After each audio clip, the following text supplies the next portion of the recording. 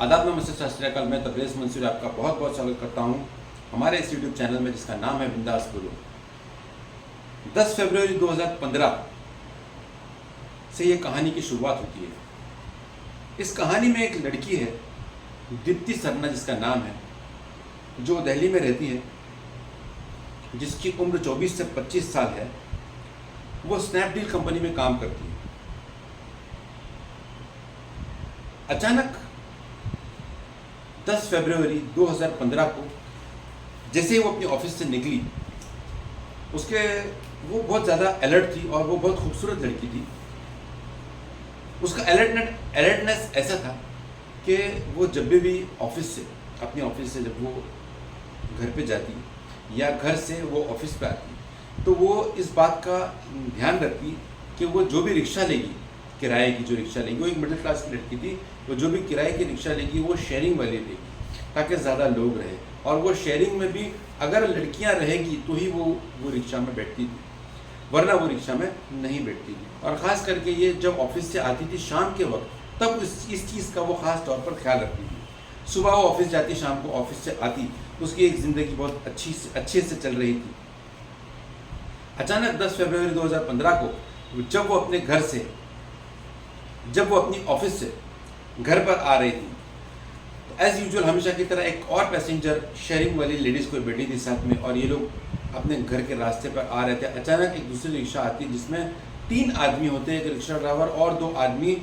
जिस रिक्शा में दीप्ति जा रही थी उस रिक्शा को ओवरटेक करके उसको रुकाते हैं और रुकाकर दीप्ति को और वो लड़की को अपने साथ में अपनी रिक्शा में बिठाते हैं, ज़बरदस्ती मारकर, और रिक्शा में बिठाकर लेकर जाते हैं एक सुनसान रास्ते पर लेकर जाते हैं और उनको धमकी देते हैं कि चिल्लाना नहीं। वो बेचारी दोनों लड़कियां चुपचाप बैठी रहती हैं, और वो जैसे ही एक सुनसान जगह पर रिक्शा रोकते हैं तो ये दोनों लड़कियां भागने की कोशिश करती है। दीप्ति भी भागने की कोशिश करती है। दीप्ति को वो पकड़ लेते हैं, वो लोग दीप्ति को जाने नहीं देते, और वो जो लड़की रहती है उस लड़की को उन 3 में से एक आदमी उसका मुंह दबाता है और उसको अलग से एक जगह पर लेके जाके उसको धमकाता है कि हम तुझे छोड़ रहे हैं, मगर तू अगर पुलिस स्टेशन गई तो तुझे जान से मार दिया जाएगा। चुपचाप घर पे जा और घर पे जाके सो जा अपने घर। अब वो लड़की वहाँ से निकलती है बड़ी घबराई हुई, वहाँ से बहुत दूर तक वो दौड़ी आती है, और वहाँ से वो एक रिक्शा लेती है। उसको बामुश्किल एक रिक्शा मिलती है। रिक्शा पकड़ने के बाद वो सीधा पहुँचती है पुलिस स्टेशन। वो रिक्शा वाले को भी बताती है कि ऐसा ऐसा मामला हुआ। वो रिक्शा वाला सीधा वहाँ की लोकल पुलिस स्टेशन में लेके जाता है। लोकल पुलिस स्टेशन में जाकर दीप्ति कंप्लेन करती है। कंप्लेन करने के बाद में अब पुलिस कंप्लेन लेती है। पुलिस को पता नहीं कौन है वो लड़की जिसका किडनैप हुआ। दीप्ति कंप्लेन नहीं करती है, ये लड़की जो साथ में बैठी थी पैसेंजर, वो कंप्लेन करती है कि दीप्ति का किडनैप हो गया। अब ये इसे नाम तो पता नहीं होता है। ये कहती है कि मेरे साथ में मैं फला जगह से मैंने रिक्शा ली स्नैपडील की ऑफिस के बाहर से, और एक और लड़की कोई बैठी थी। हमारे रिक्शा को किसी दूसरे रिक्शा ने ओवरटेक किया, उसमें से 3 आदमी उतरे। तीनों ने हम दोनों को पकड़कर फला जगह लेकर गए और वहाँ से मुझे छोड़ दिया गया धमकी देकर, और उस लड़की को साथ में वो लोग लेकर गए। पुलिस वो स्पॉट पर जाती है, पर वो स्पॉट पर कोई नहीं मिलता जहाँ पर ये लड़की को छोड़ा था। उस स्पॉट पर पुलिस तहकीकात में लगती है और यहाँ पर दीप्ति को लेकर जाते हैं ये लोग, एक बड़ी दूर लेके जाते हैं। ये लोगों ने जब पुलिस में कंप्लेन हुई और पुलिस जब एक्टिव हुई, तब तक इन लोगों ने दीप्ति को दिल्ली से हरियाणा में लेकर आ चुके थे, और हरियाणा में लाकर एक उसको बंद कमरे में रख दिए और दीप्ति के हाथ बांध दिए। और दीप्ति का जो स्कार्फ था, जो उसने स्कार्फ रखी थी, और स्कार्फ जो वो डालती थी, वो स्कार्फ को लेकर उसके खुद के मुंह में डाल दिया गया, और उसके दीप्ति की आंखों में पट्टी बांध दी और हाथ भी बांध दी, ताकि दीप्ति को उस जगह का पता ना चले जहाँ पर वो लोग उसे लेकर जा रहे हैं किडनैप करके। दीप्ति का किडनैप हो गया और दीप्ति को यहाँ पर लेके गए 3 आदमी, और उनमें से 2 आदमी जो थे वो लोग उसके साथ में कुछ अश्लीलता करना चाहते थे, पर एक आदमी जो था वो उनका विरोध कर रहा था। उसने उन 2 लोगों को कोई भी अश्लील हरकत दीप्ति के साथ में करने नहीं दिया। वो जो लड़का था जो उसका सपोर्ट कर रहा था दीप्ति का, उसका नाम देवेंद्र था। अब देवेंद्र ने कहा जो साथ के 2 लोग थे उन लोगों से कि तुम लोग जाओ यहाँ से और ये लड़की का मैं ख्याल रखूंगा, थोड़ी थोड़ी देर में तुम लोग आते रहना यहाँ पर। ये 2 जन यहाँ से वहाँ से चले गए। अब देवेंद्र इसके साथ में यहाँ पर बैठा था और यहाँ पर पुलिस एक्टिव। अब देवेंद्र ने इसके हाथ भी खोल दिया और मुंह में से उसके स्कार्फ भी निकाल दिया और उसकी आंखों की पट्टी भी निकाल दिया और वो बहुत फ्रेंडली बात कर रहा था। उससे कहा उसने कि चिल्लाने की कोई ज़रूरत नहीं, तुम यहाँ पर सेफ हो, मैं तुमको कोई नुकसान नहीं पहुँचाऊँगा और मेरे होते हुए मैं किसी को नुकसान पहुँचाने भी नहीं दूँगा। दीप्ति को थोड़ा सा उसके ऊपर कॉन्फिडेंस भी आया देवेंद्र के ऊपर। अब यहाँ पर पुलिस पूरी तरह से एक्टिव थी और जब ये दीप्ति रात को घर पर नहीं पहुँची अपनी, तो इसके घर वालों ने जाकर पुलिस स्टेशन में कंप्लेन किया। पुलिस को पता चला कि एक लड़की का किडनैप हुआ है और यहाँ पर एक गुमशुदगी की रिपोर्ट भी आई है। पुलिस ने उसके घर वालों से फ़ोटो लाने को कहा और उस लड़की को बुलाया जो रिक्शा में थी उस समय। वो लड़की को वो फ़ोटो बताया गया। वो लड़की ने कहा हाँ यही वो लड़की है जिसका किडनैप हुआ है। अब पुलिस को ये बात कंफर्म हो गई कि दीप्ति का ही किडनैप हुआ है। पुलिस लगी छानबीन में, ढूंढने में उसको कि किसी तरह कोई तो क्लू मिले। अब दीप्ति यहाँ पर उस किडनैपर के साथ जिसका नाम देवेंद्र था पूरा दिन पूरी रात, वो जो देवेंद्र लड़का था किडनैपर की टीम का एक जो सदस्य था, वो एक पल के लिए उसने दीप्ति को छुड़ा नहीं वहाँ से।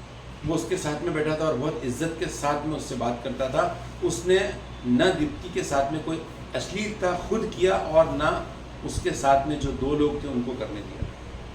1-2 बार उन लोगों ने दीप्ति के साथ में फिर से अश्लीलता करने की कोशिश की, पर ये उनसे लड़ पड़ा और यहाँ तक कि इसने हाथ भी उठाया कि नहीं इसको कोई हाथ नहीं लगाया दीप्ति को, ऐसा बोला। अब दीप्ति किडनैप है कि दीप्ति बार बार पूछ रही थी कि आप लोगों ने मुझे किडनैप क्यों किया है, आपका मकसद क्या है। इसने देवेंद्र ने उसको एक दिन याद दिलाया कि फला दिन तुम एक लड़के के साथ थे जो ये लड़के जो जिसने ऐसा ड्रेस पहना था और तुमने ये ड्रेस पहने थे। दीप्ति से कहा तो तुम लोग ये फला जगह पे थे, वो लड़का कौन था। तो दीप्ति ने कहा हाँ वो मेरा फ्रेंड है।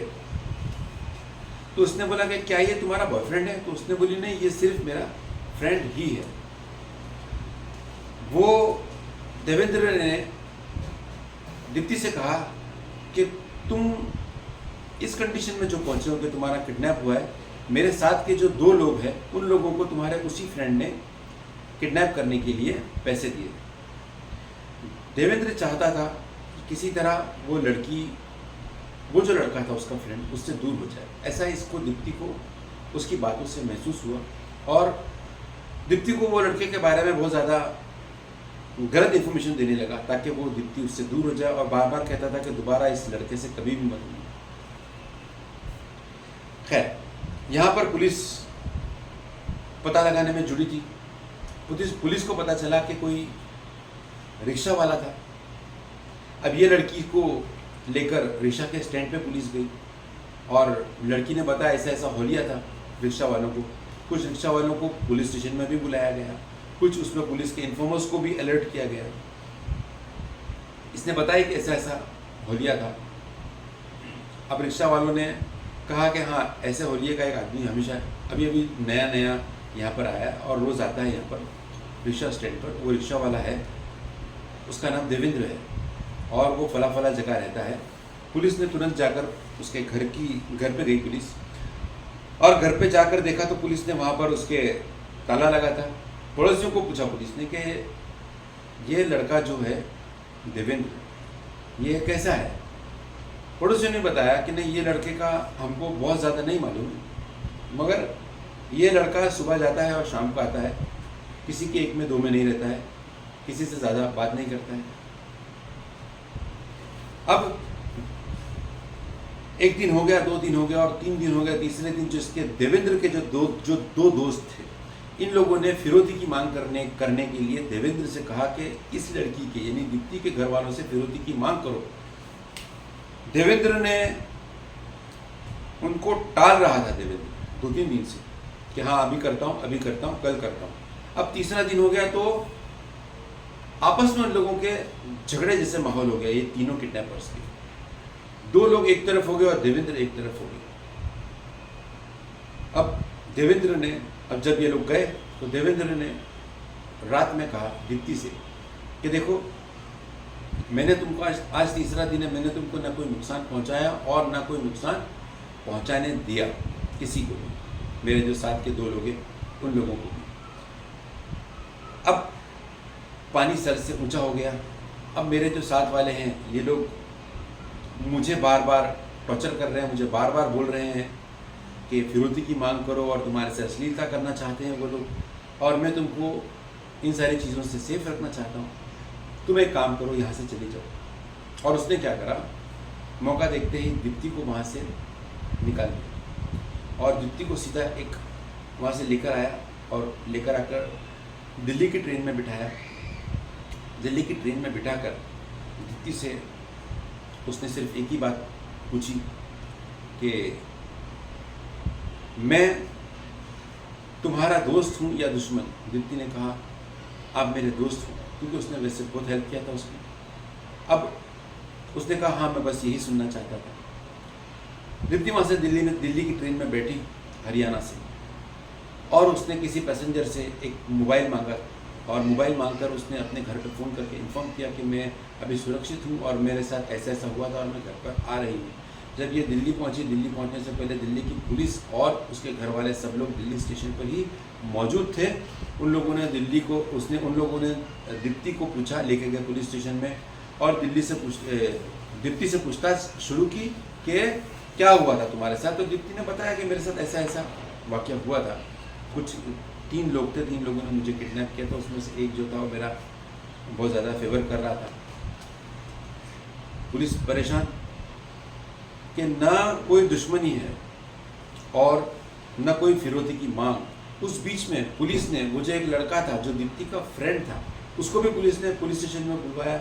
उससे भी पूरी तरह से पुलिस ने इन्वेस्टिगेशन किया, उसका मोबाइल रिकॉर्ड निकाला कि ये उसका क्लोज फ्रेंड था, हो सकता है इसका कुछ इन्वॉल्वमेंट होगा। उधर भी कुछ नहीं मिला, उसके किसी भी चीज़ से, किसी भी हरकत से कोई भी ऐसी चीज़ नहीं पता चल पाई पुलिस को जिससे ये लगे कि इस लड़के का इस किडनैपिंग में हाथ है। पर जैसे ही दीप्ति यहाँ पर आई पुलिस के पास, तो दीप्ति ने कहा कि उन लोगों ने मुझे बताया कि ये लड़के ने करवाया है। पुलिस ने फिर से इससे बुलाई और इसको बुलाकर फिर से पुलिस ने इन्वेस्टिगेशन करी, पर फिर से इससे कुछ भी पता नहीं चल पाया पुलिस को, जिससे कि केस आगे बढ़े, पता चले कौन है वो लोग, कुछ भी पता नहीं चला। पुलिस ने दीप्ति के जरिए एक स्केच बनवाया उस लड़के का, देवेंद्र का स्केच बना के पुलिस ने उसको वायरल किया हर जगह ये मामला न्यूज़ में चलने लगा। और देवेंद्र का स्केच जो बनाया था पुलिस ने दीप्ति के जरिए, वो न्यूज़ में आने लगा। अब लोगों में चर्चा हो गया। चर्चा होने के बाद में किसी ने पुलिस को इन्फॉर्मेशन दिया कि ये इंसान फला फला जगह है, और पुलिस ने उसे गिरफ्तार किया बहुत मेहनत के बाद और बहुत जद्दोजहद के बाद में देवेंद्र लास्ट में गिरफ्तार हो ही गया। अब देवेंद्र को पुलिस स्टेशन में लाया गया। देवेंद्र से पूछा गया कि ये पूरा मामला क्या है।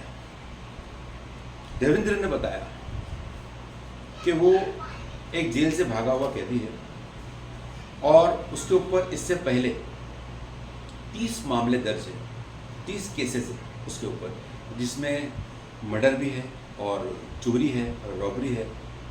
ऐसे काफ़ी सारे उसके ऊपर 30 मामले कुल मिला के उसके ऊपर दर्ज है। और वो 2015 में जेल से भागा था, और वो जब जेल से भागा तो उसके साथ में और 2 लोगों को लेकर भागा था जो उसके अंदर ही दोस्त हो गए थे, और वो लोग 2 लोग उसके टच में थे। कुछ टाइम बाद देवेंद्र ने दीप्ति को देखा, अचानक वो किसी लड़के के साथ जा रही थी। बस ये वहाँ पर अपना दिल हार बैठा और दीप्ति के लिए पागल हो गया। देवेंद्र ने बताया कि वो क्राइम की दुनिया से परेशान था और वो शाहरुख खान से बहुत इम्प्रेस हुआ था, शाहरुख खान की डर पिक्चर से।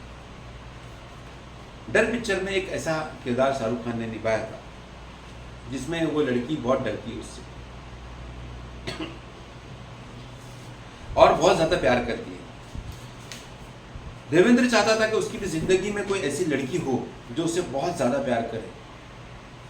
और इसने जब दीप्ति को पहली बार देखा, और देवेंद्र ने कई बार ये पिक्चर देख चुका था, और उसने बताया कि जब वो स्कूल के टाइम था, जब वो स्कूल के ज़माने में था, तब उसने वो पिक्चर देखा था शाहरुख खान की। और देवेंद्र ने जब इस लड़की को पहली बार देखा तो देवेंद्र के दिमाग में ये आया कि यही वो लड़की है जिसकी इसको तलाश थी, और ये उसके पीछे पूरी तरह से पागल हो गया। और उसको देखकर ही इसने ये तय कर लिया कि मैं अपनी दुनिया इसके साथ ही बसाऊंगा और इसे यहाँ से नेपाल लेकर जाऊंगा, और नेपाल लेकर जाके इसके साथ में अपनी जीवन अच्छे से बिताऊंगा, इसको भी बहुत खुश रखूंगा। इसको ऐसा लगा कि अब मुझे वो लड़की मिल गई जिसकी मुझे तलाश थी दीप्ति को देखने के बाद। और इसने बताया कि 150 दिनों तक इसने सारा काम धंधा छोड़ के दीप्ति को फॉलो करना शुरू किया।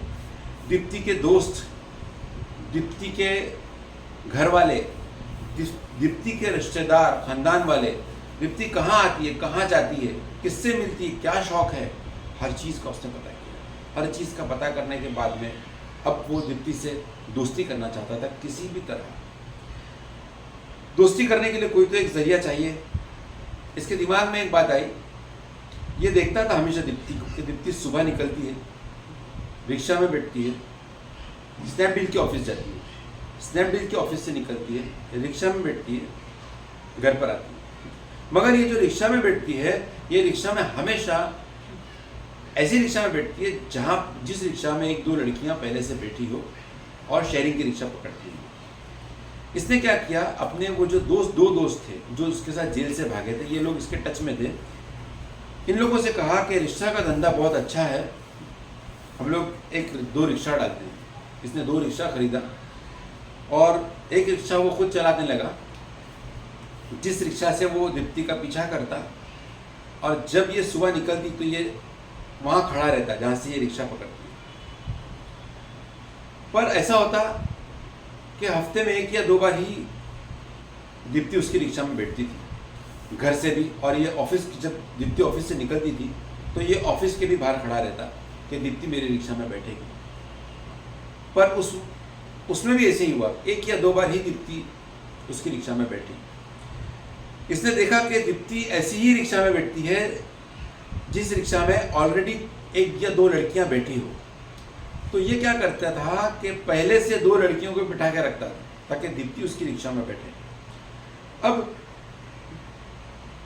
दीप्ति इसकी रिक्शा में बैठने लगी, पर उसने रिक्शा में, जब दीप्ति बैठती थी इसकी रिक्शा में, इसने कभी ऐसी कोई हरकत नहीं की जिससे दीप्ति को ज़रा सा भी शक हो कि ये इंसान मेरे पीछे पागल है या ये इंसान मुझे पसंद करता है। ऐसा कुछ भी नहीं किया इसने बहुत, जो कुछ भी किया वो बहुत ज़्यादा डिसेंसी के साथ में किया। इसने पूरी फील्डिंग लगाया, इसने पुलिस को बताया। 150 दिनों तक इसने उसका पीछा किया। पीछा करने के बाद में इसने 10 फरवरी को उसको किडनैप किया। इसने अपने दोस्तों को बताया। किडनैप करने के लिए इसको 1-2 लोगों की ज़रूरत थी। इसने अपने उन्हीं 2 दोस्तों को लिया जो जेल से इसके साथ में फरार हुए थे, भागे थे, और उन लोगों से कहा कि मैं बहुत दिनों से एक लड़की का मैं फॉलो कर रहा हूँ जो करोड़ोंपति खानदान की लड़की है, और उसको अगर हम लोग किडनैपिंग करेंगे उसकी, तो हमको एक अच्छी फिरौती की रकम मिलेगी। ऐसा बोलकर, और उसके जो दोस्त थे वो तुरंत तैयार हो गए। इसने उनकी मदद से 10 फरवरी 2015 को किडनैपिंग किया उसकी। पर इसके दोस्त लोग चाहते थे उसके साथ में अश्लील काम करना, उसकी इज्जत से खेलना, पर इसने वो होने नहीं दिया और ये एक तरफा प्यार में पागल रहा। पुलिस ने इससे कहा कि तेरे ऊपर पहले से 30 केस है, तो उसने कहा कि मेरे ऊपर 30 केस क्राइम के हैं, एक केस मोहब्बत का भी क्यों नहीं। ये भी हो जाने थे। और उसने कहा कि मैं वो जो 3 दिन मैंने उसके साथ गुजारा, वो 3 दिन की याद में मैं अपनी सारी ज़िंदगी बिता सकता हूँ। मैं दीप्ति से इतनी मोहब्बत करता हूँ, इतना प्यार। दीप्ति इसको बहुत अच्छा आदमी समझती थी, पर जब उसने मीडिया में सारी बातें उसके सामने आई मीडिया के ज़रिए, तब उसको ये बात पता चली कि नहीं, ये तो बहुत बड़ा क्रिमिनल है और ये इंसान कुछ ठीक नहीं है, ये उसके लायक नहीं है। खैर, ये था अंधा प्यार एक इंसान का, और इसने अपने प्यार की खातिर ये सारी चीज़ें किया। लड़की को किडनैप भी किया, पर उसको बहुत इज्जत के साथ रखा। मगर जुर्म होता है, और जुर्म से इंसान बच नहीं पाता है। इंसान लाख कोशिश करे, पर मुमकिन नहीं जुर्म से बचना। तो इसको पुलिस ने जेल में डाल दिया, और ये 1 साल के बाद में ज़मीन पे छूट गया। 2016 में ये ज़मीन पे छूटने के बाद में इसने दीप्ति का पता करना चाहा, पर इसको ये पता चला कि दीप्ति अपने फैमिली के साथ में कहीं और शिफ्ट कर गई। कहाँ शिफ्ट करी, क्या करी, कुछ नहीं मालूम। और अब देवेंद्र कहाँ है, क्या कर रहा है, इसका भी किसी को कोई अंदाज़ा नहीं। तो ये थी एक पागल प्रेमी की कहानी, एक तरफा प्यार, अंधा प्यार। प्यार,